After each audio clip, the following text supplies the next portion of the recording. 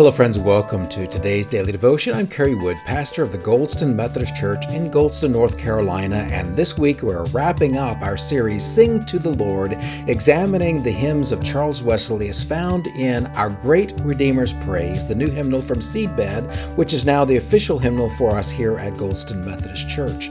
This week we're looking at two hymns, and we're going to start today with Thou Judge of Quick and Dead. This is Charles Wesley's hymn. He wrote this in 1749, and I am using the Leominster hymn tune, which is music written by George William Martin in 1862.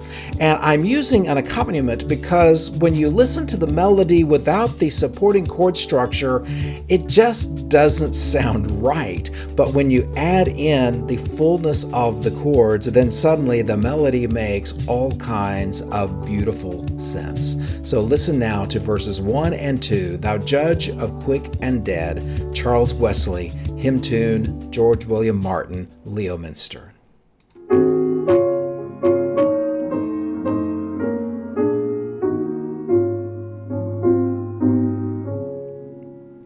Thou Judge of quick and dead, before whose bars severe, with holy joy or guilty dread, we shall soon appear. Our cautioned souls prepare for that tremendous day, and fill us now with watchful care, and stir us up to pray.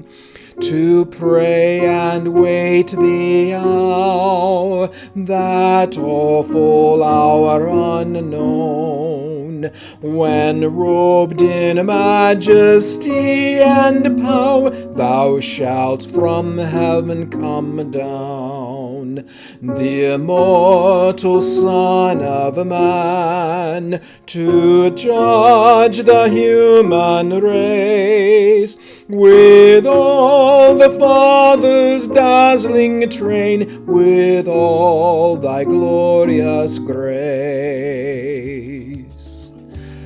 And so Charles Wesley is describing the scene that we read about from the Gospel of John. This is also what we refer to when we are reciting the Apostles' Creed. And we describe that Jesus ascended into heaven, where he sits at the right hand of God the Father, and from thence he shall come to judge the quick and the dead. Now, the quick means the living, and the dead obviously means the dead.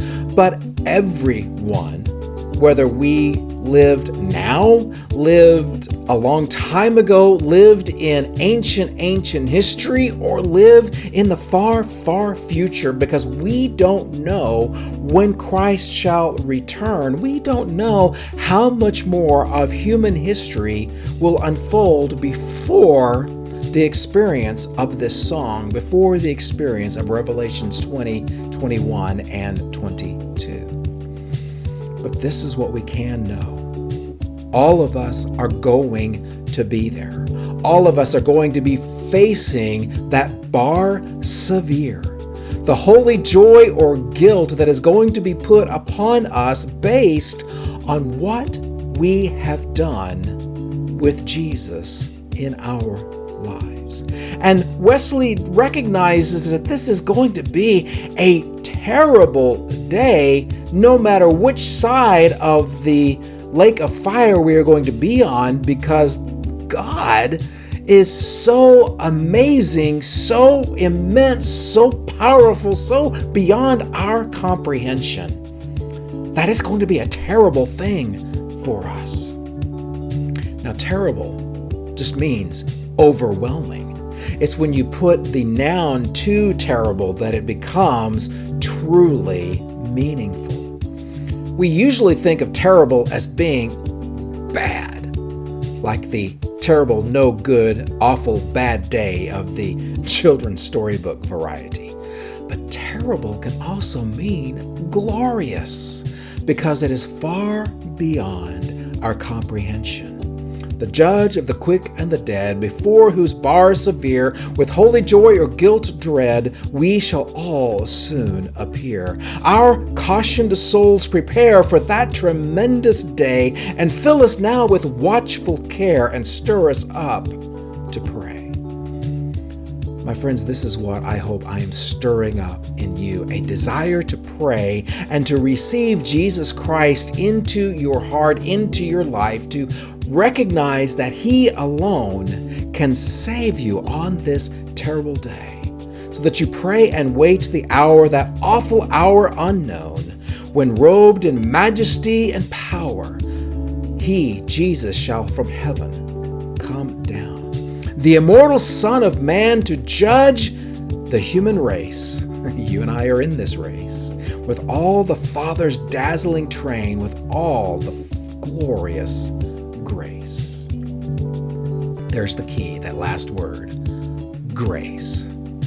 Grace is getting what you don't deserve.